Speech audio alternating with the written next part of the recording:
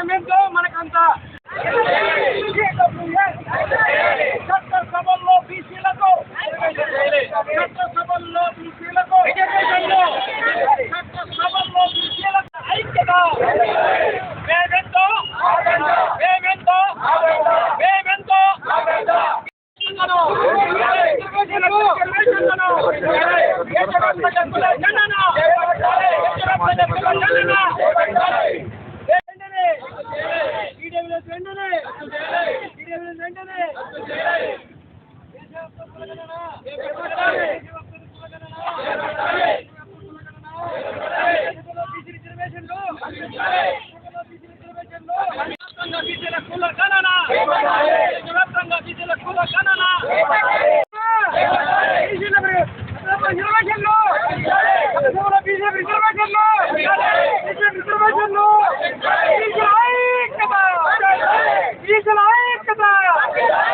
Kadapa collector కార్యాలయం నందు బీసీల కుల గణన దేశవ్యాప్తంగా చేపట్టాలని బీసీ సంక్షేమ సంఘం ఆధ్వర్యంలో జరుగుతున్న ఈ మహాధర్నాకు వచ్చినటువంటి నాయకులకు, కార్యకర్తలకు, బీసీ కుల సంఘ నాయకులకు, యువతకు, మహిళలకు ప్రతి ఒక్కరి పేరు పేరున ధన్యవాదాలు.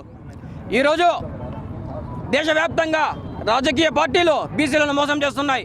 ఎన్నికలప్పుడు అందరి మీద చేతులు వేసి బీసీలకు మేము అది చేస్తాం, కులగణన చేపడతాం, బీసీల రిజర్వేషన్ పెంచుతామని చెప్పి మోసం చేస్తూ 5 సంవత్సరాలు గడుపుకుంటున్నటువంటి ఈ రాజకీయ పార్టీలు సమగ్రతతో, చిత్తశుద్ధితో బీసీ కులగణన చేపడతారా లేదా అని ఒక్కసారిగా మీరు విలేకరుల ముందుకు వచ్చి ప్రజల సమక్షంలో చెప్పాలి. లేదంటే కనుక ఈ కూటమి ప్రభుత్వాన్ని పడగొట్టేందుకు సిద్ధంగా ఉన్నామని తెలియజేస్తున్నాం.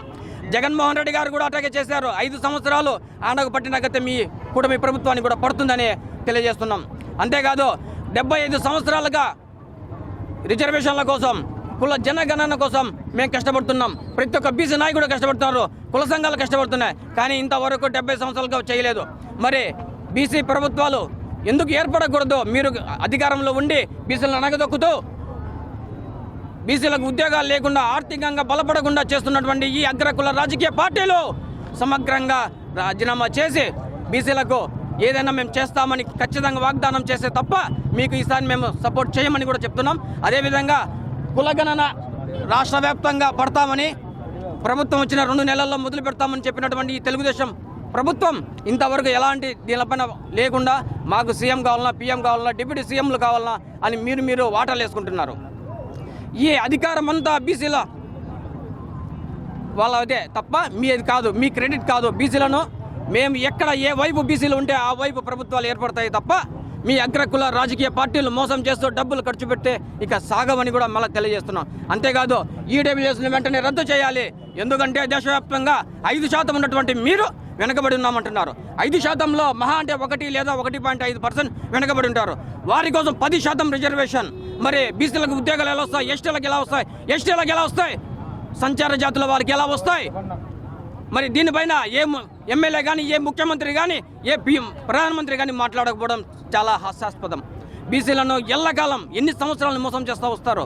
ముందు వెంటనే ఈడబ్ల్యూఎస్ వెంటనే రద్దు చేసి కావాలంటే వాళ్ళకు రిజర్వేషన్ కల్పించాలంటే వాళ్ళు వెనకబడి ఉన్నారంటే కనుక మీరు వాళ్ళకు కమిటీ వేయండి, వాళ్ళకు కమిషన్ వేయండి.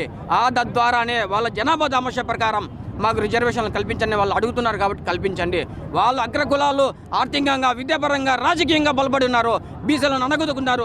ఏ గవర్నమెంట్ కార్యాలయంలో కూడా ఒక రెడ్డి, నాయుడులు, బ్రాహ్మణ్ తప్ప ఏ ఎస్సీ, ఎస్టీ, బీసీలు గజెటెడ్ పైన లేరు.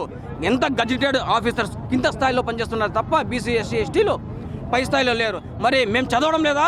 లక్షలు ఖర్చు పెట్టి విద్యాలయాల్లో డబ్బులు పోసి చదివిస్తున్నాం. టాపర్ వచ్చినా కూడా మాకు ఉద్యోగాలు రాకుండా రిజర్వేషన్లు కల్పించి టాప్లో ఇవ్వాల్సినటువంటి ఉద్యోగాలను మీరు అమ్ముకుంటున్నారు. ఇది గత 75 సంవత్సరాలుగా జరుగుతూనే ఉంది. ఎక్కడే కానీ మార్పు రాలేదు.